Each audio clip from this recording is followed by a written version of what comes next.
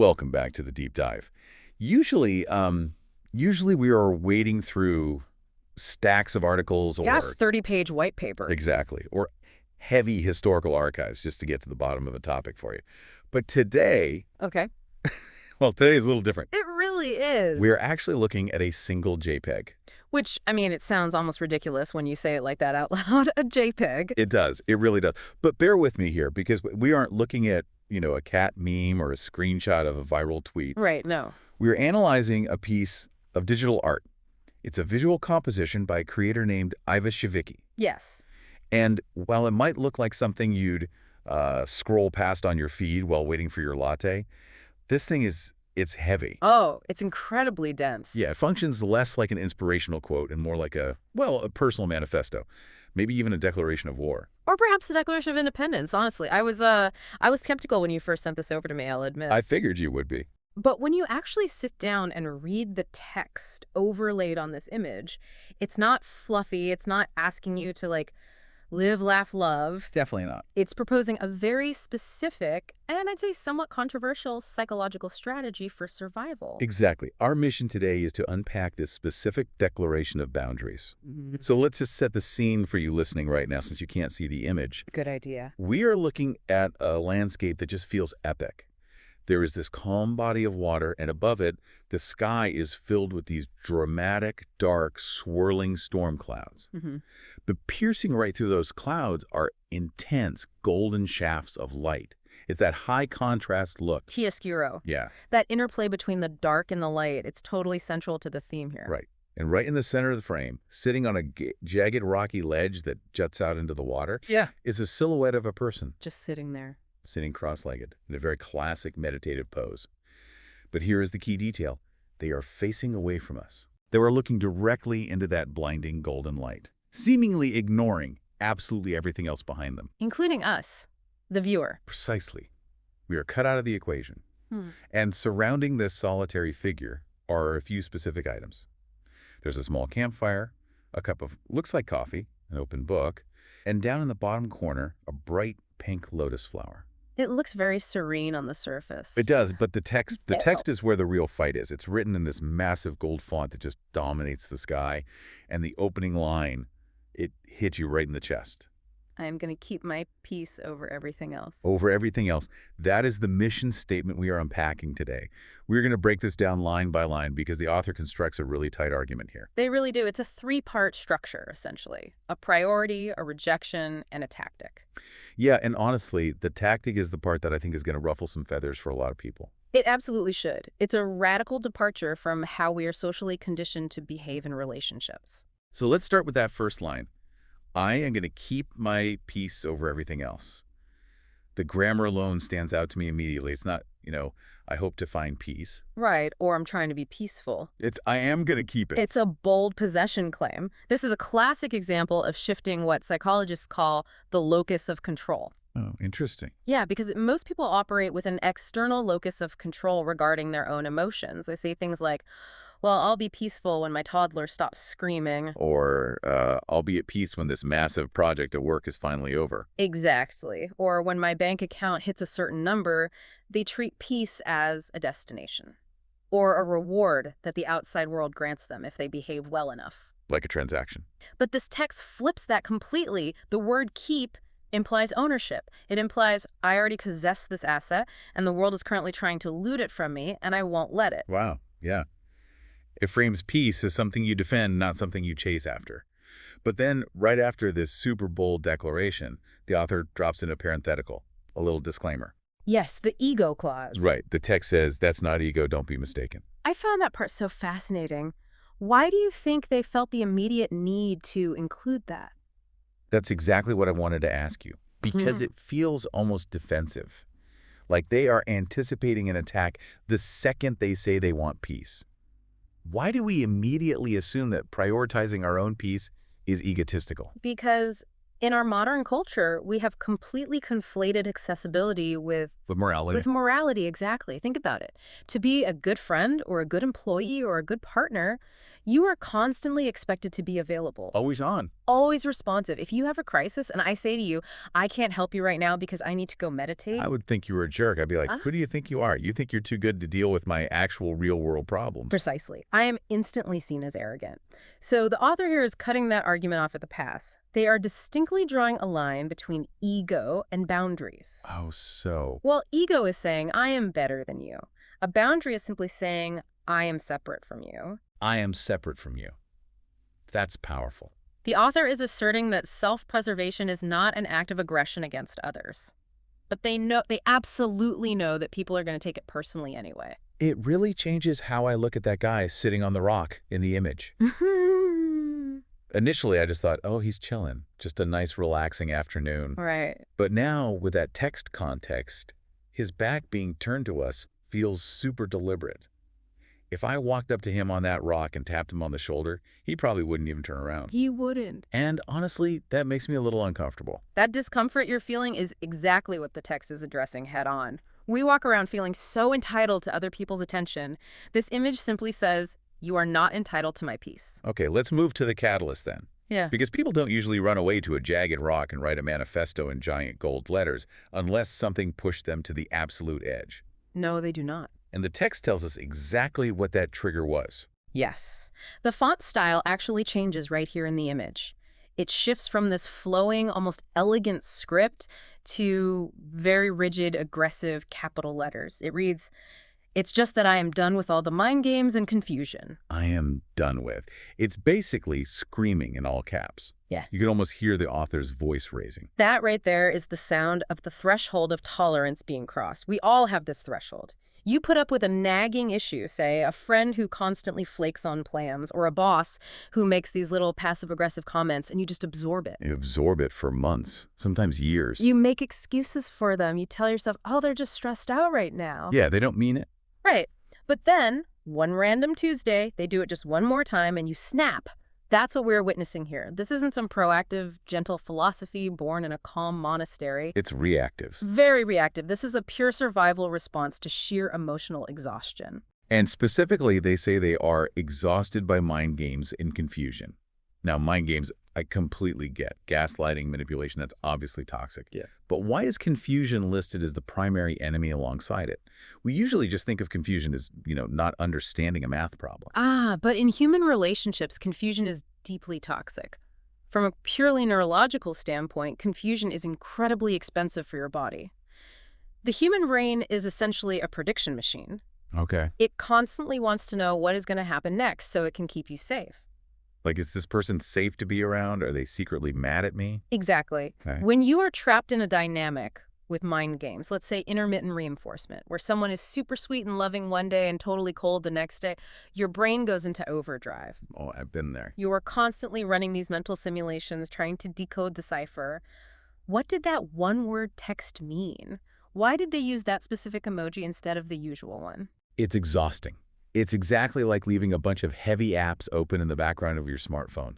It just drains the battery to zero. That is a perfect analogy. Confusion is a massive metabolic tax. You simply cannot have peace if you are burning all your available glucose, just trying to figure out where you stand with someone. So the author identifies confusion as the literal opposite of peace. Yes. And to fix it, they propose the antidote. Which brings us to the next line, written in bold gold. I'm going to keep things simple. Simple. It sounds so nice and breezy, right? Like we're about to talk about minimalism or decluttering a closet. But in this specific context, simple feels like a weapon. It is weaponized simplicity. This is essentially Occam's razor applied directly to emotional dynamics. Remind us what Occam's razor is again. It's the philosophical principle that the simplest explanation is usually the correct one. Okay, so how does that apply to a messy relationship? Well, the author is essentially saying, I am going to stop trying to figure out your hidden motives. I am going to start taking absolutely everything at face value. If you don't call me, I'm not going to invent a complex, sympathetic backstory about how you're just really busy at work or you're afraid of intimacy. Right. I am going to accept the simple, observable fact. You didn't call.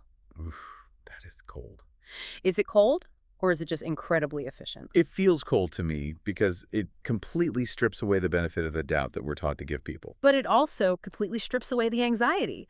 The author is saying, I am stepping off the chessboard entirely. I am not playing 4D chess with you anymore just to figure out what kind of mood you're in today. I am keeping it simple. If you want me to know something, tell me directly. If you play a game, I'm checking out. Okay, so we have the priority, which is peace. We have the enemy, which is confusion. Now we get to the operational strategy. And this, to me, is the most provocative part of the entire source image. This is the actual how-to. The text says, just reflect what I get. The great pivot. And then it's emphasized at the very bottom, sandwiched between two horizontal lines like a binding legal contract. Nothing more, nothing less. This is what we call the mirror strategy. And I really want to be clear here. This is a radical, radical departure from the golden rule. Right, because the golden rule is treat others how you want to be treated. That's a proactive stance. I'm going to be nice to you, hoping that my niceness will make you be nice back to me. Correct.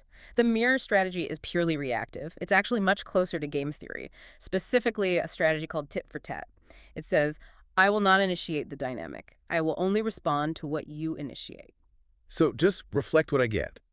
If I walk up and smile at you, you smile back. Yes. But if I'm rude to you, or if I just ignore you completely. I ignore you completely. I reflect the silence right back at you. But wait a minute, isn't that petty? I mean, if we are trying to be these enlightened, peaceful beings sitting on a rock in the sunset, shouldn't we be turning the other cheek? If someone is having a terrible day and they snap at me and I snap back, aren't I just escalating the chaos? I thought the whole point was that we wanted peace. That is the million-dollar question right there. Does mirroring create peace, or does it just create more war? And I think the author's argument lies in that very final phrase. Nothing more, nothing less. It's all about energy conservation. Unpack that for me. How does matching someone's bad energy conserve my energy? Think about the psychological concept of the overfunctioner. In many dysregulated relationships, there is one person creating a ton of chaos and another person working overtime to absorb and neutralize that chaos. The peacekeeper? Exactly. You are rude to me, so I try extra hard to be nice just to calm you down. You are totally inconsistent, so I become extra reliable to compensate for your flakiness. Oh, wow. You're essentially subsidizing their bad behavior. That is exactly it. You are paying the emotional bill for them. The mirror strategy says, the subsidy ends today. I will match your energy exactly. If you give me 10% effort, I give you 10% effort. If you give me 0, I give you 0. Nothing more, nothing less. It really does sound like a contract you're signing with the universe. It acts like a law of physics, honestly. Think of Newton's third law. For every action, there is an equal and opposite reaction. The author is essentially turning themselves into a brick wall. If you throw a tennis ball at the wall, it bounces back to you. If you don't throw anything, the wall just stands there and does absolutely nothing. It definitely removes the guilt from the equation. You don't have to lie awake in bed at 2 in the morning wondering, did I do enough? Should I have double texted them? The answer is always just, I did exactly what you did. It completely forces the responsibility back onto the other person's shoulders. If they don't like the coldness they are getting from you, they are suddenly forced to look at the coldness they themselves are projecting. You are no longer acting as the soft buffer. You are the rigid reflection. It's a way to stop being a sponge and start being a mirror. That's a fantastic way to put it. Sponges get heavy and gross. Mirrors stay clean. I want to zoom out and look at the visual context of the artwork again. Because now that we truly understand this mirror strategy, this idea of being a wall tent, the environment in the picture makes so much more sense to me. How so? What do you see now? Well, look at the little foreground details we mentioned earlier. The survival kit, the cup of coffee sitting there, the small fire, and most importantly, the open book. The book is absolutely crucial to the whole piece. Why is it so crucial? Because it implies that this state of peace isn't just about zoning out. It's not just mindless dissociation from reality. The book implies active study. It implies intellect and focus. Maintaining this level of strict detachment and emotional discipline requires a highly fortified mind. You have to know exactly why you're doing it, or you'll just cave and go back to being a sponge. It's an active state, not a passive one. And then there's a lotus flower in the bottom right corner. It's glowing pink, just sitting right there on the water. We see lotuses in spiritual imagery all the time, obviously, but does it do any actual heavy lifting here in this specific manifesto, or is it just pretty decoration? Oh no, the lotus is the central visual metaphor for the entire strategy. Do you know how a lotus flower actually grows in nature? In the mud, right. somewhere swampy. Deep, thick, anaerobic mud, the absolute nastiest muck imaginable. The lotus takes root deep in that mud, pushes all the way up through the murky, dirty water, and blooms completely pristine in the sunlight. It doesn't deny that the mud exists. It actually uses the mud for nutrients. So in this visual analogy, the mind games and the confusion the text talks about, that's the mud. Exactly. The author isn't saying, I need to pack up and move to a perfect, magical planet where everyone is always nice to me. They are saying, I can root myself right here, right in the middle of your and your confusion, but I'm going to rise above it and not let it dirty my petals. The lotus doesn't get stained by the mud it lives in, just like the mirror doesn't keep the ugly image after the person walks away from it. That's such a powerful framing. You don't necessarily have to physically leave the situation to keep your peace, but you do have to absolutely stop rolling around in the mud with the other person. Precisely. You stay clean by refusing to play. And the solitary figure is looking toward the light. We talked about the chiaroscuro earlier. The light in this image is actually really aggressive. It's breaking through the dark storm clouds by force. It matches the text's aggression perfectly. Peace isn't some passive, weak thing here. It's a force. It's something you actively project outward into the storm. So, synthesizing all this together, we have a person who has clearly hit a major breaking point in their life. They have decided that their internal peace is vastly more important than their social standing or being perceived as a nice, accommodating person. And their chosen method for achieving this is to become a human mirror, reflecting back exactly what they receive. Ultimately, what this image offers is a permission structure. That's the real underlying value of this source material for anyone looking at it. A permission structure, what do you mean by that? Well, a lot of people listening to us right now probably feel completely drained by someone in their life. They have a friend, a romantic partner, maybe a parent who just consumes all their energy. But they feel immense, crushing guilt at the mere thought of pulling away. This manifesto, this Iva Vicky artwork, is physically handing them a signed permission slip. It says, you are allowed to stop trying so hard. You are allowed to just be a mirror. That is not ego. It's basic survival. And we have to talk about the cost here, because you and I both know there's a severe cost to operating this way. Oh, absolutely. There is a huge price tag. Look at the image one last time. How many people are sitting on that rock? Just one. Just one. That's the trade-off, isn't it? It is the ultimate trade-off. If you actually adopt this strict strategy, if you truly stop overfunctioning, stop fixing other people's moods, stop chasing people who run away, a lot of people are going to fall out of your life. Because the only reason they were there in the first place is because you were doing all the heavy lifting to hold them up. Right. If you start playing the game, you naturally lose all the people who only know how to communicate by playing games. You might very well find yourself sitting on that jagged rock with just your coffee and your book, completely alone. But you'll have your peace. You will have your peace, and the ultimate question the artwork poses to the viewer is simply this: is that trade-off worth it to you? Are you truly willing to be lonely in order to be peaceful? That is the heavy question you have to ask yourself. We've broken down the text, we've analyzed the golden light and the lotus, and really dug deep into the actual mechanics of this mirror strategy. It's a lot more rigorous than it looks at first glance on a screen. It's basically behavioral economics wrapped up in a pretty sunset picture. It really is a masterclass in boundary setting disguised as digital art. So as we wrap up this deep dive, I want to leave you, the listener, with a challenge. We talked a lot about the theory today, but let's make it practical for your life. Okay, I love this. Here is the thought experiment for everyone listening. Choose just one relationship in your life right now that feels confusing. Just one. One where you constantly feel like you're walking on eggshells or doing all the emotional heavy lifting. We all have at least one of those. We do. For 1 week, just 7 days, apply the mirror strategy to that specific person. Do not initiate contact. Do not try to interpret their mixed signals or read between the lines. If they are warm to you, be warm back.